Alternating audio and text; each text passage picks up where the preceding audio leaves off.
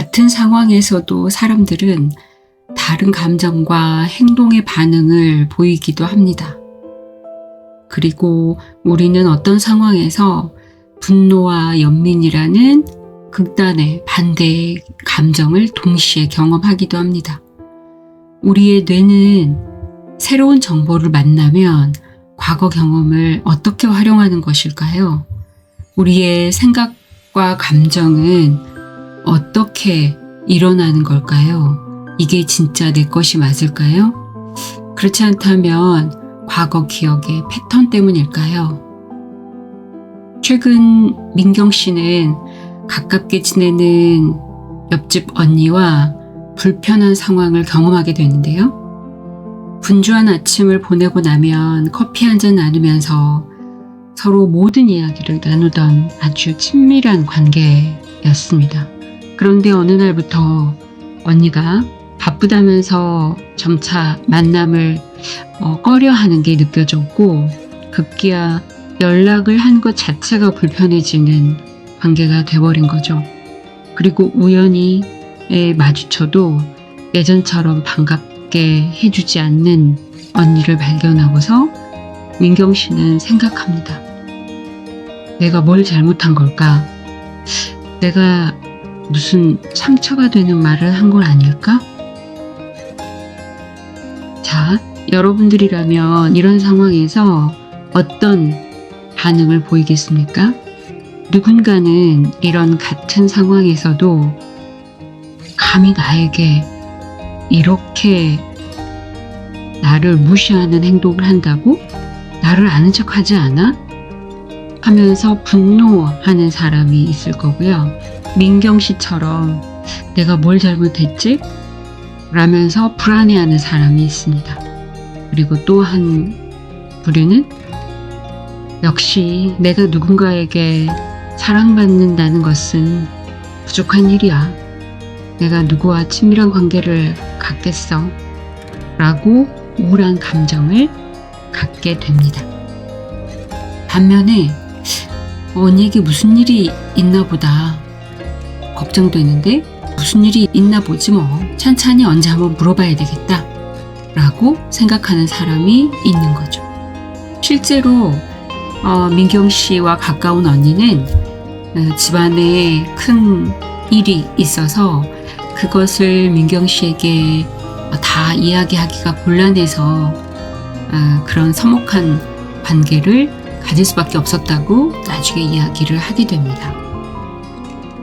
특히 민경 씨처럼 불안이라는 감정을 갖는 경우에는요, 피플 플리저의 경우에 더 그러는데요.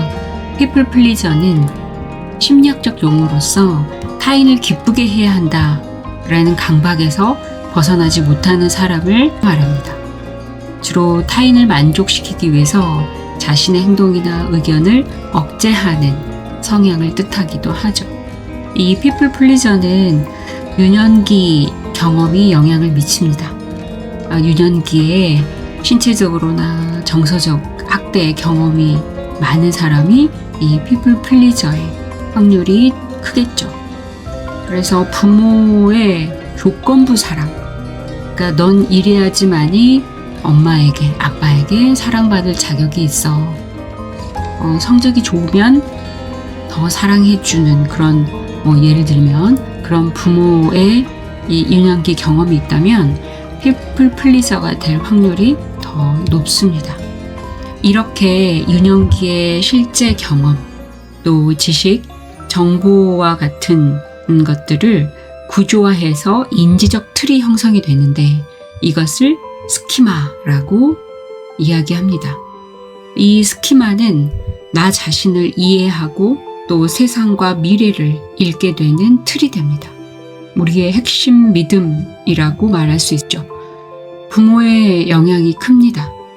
부모로부터 긍정적인 경험을 했다면 나의 경우에 나는 가치 있고 사랑스러운 존재야 라고 여기게 되고, 세상을 좀 더 아름답게 좋은 사람으로 가득 차 있는 좋은 세상으로 바라보게 되고, 미래에 있어서는 내가 노력을 하면 원하는 것을 이룰 수 있을 거야 라고 인식을 하게 되죠.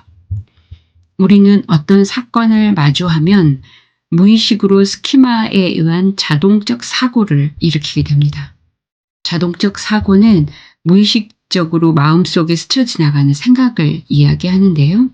이 자동적 사고가 일어나면서 그 일어나는 현상을 주관적으로 해석해서 반응을 일으키는데, 여기에서 반응은 우리의 감정, 행동을 포함합니다.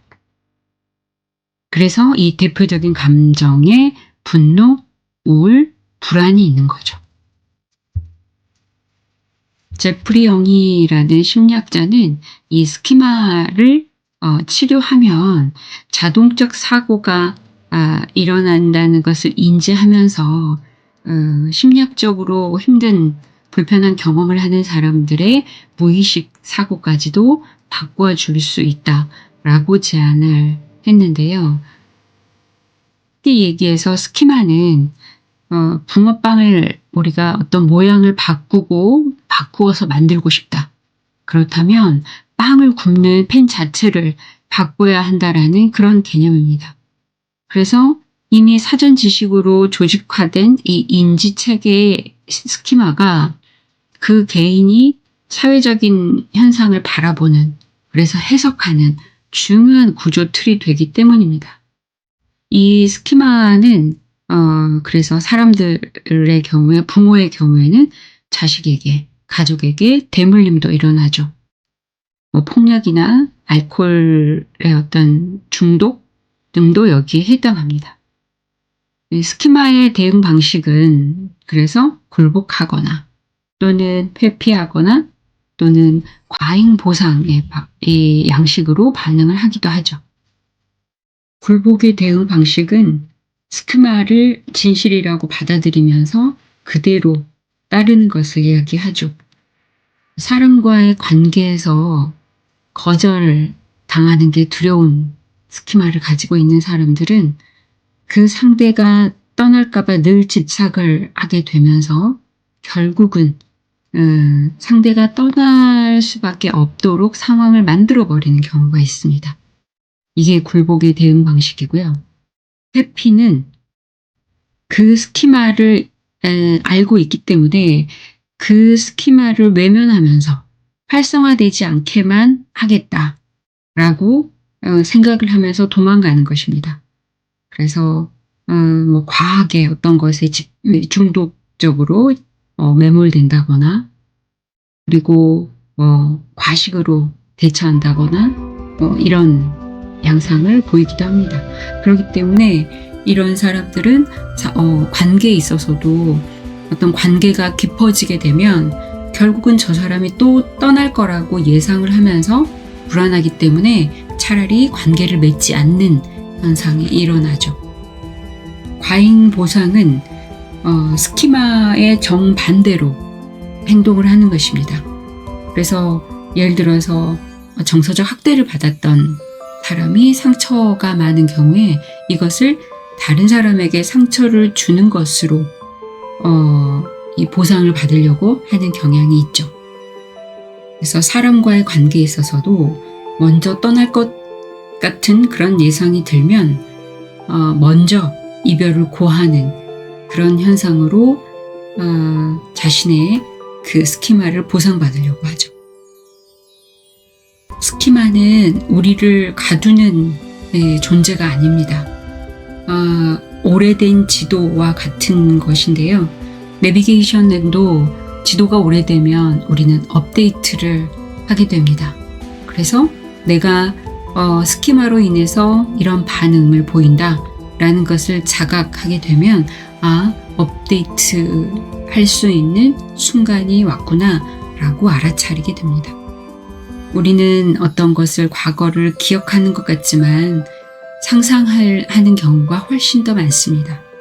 나의 과거, 나의 인지 체계가 진실이라고만 믿지 않고 이것이 또 현재 일어나는 반응으로 나의 삶을 힘들게 하고 또 어떤 장애가 있다라고 안다면 업데이트하면 됩니다.